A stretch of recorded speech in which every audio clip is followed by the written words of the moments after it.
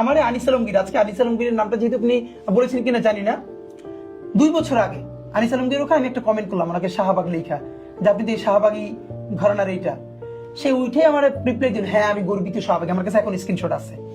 আনিস আলমগীর সাহেব এত বড় কথা বলেন না, ওনার সাথে আমার রুচিতে গুলেন, আমার অনেকগুলো টক সাথে দাওয়াত দিচ্ছে, আমি ওনার সাথে কখনো যাই না, না যাই না, ন্যূনতম একটা রুচি রক্ষা করতে হবে আমি বলেছি না আমি ওনার সাথে যাবো না।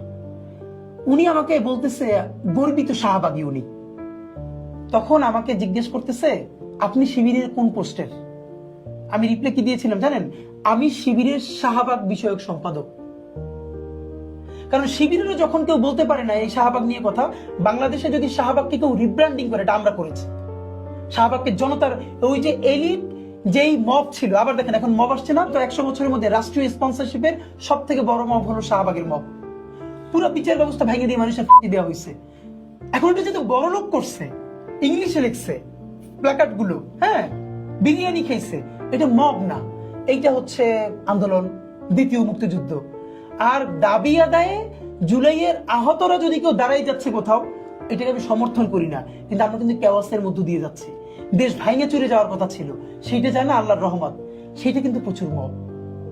এগুলো আমাদের এখানকার নেগেটিভ। তো এই জন্য হলো আমরা একটা স্বতন্ত্র রাজনীতি নির্মাণ করেছি আলহামদুলিল্লাহ।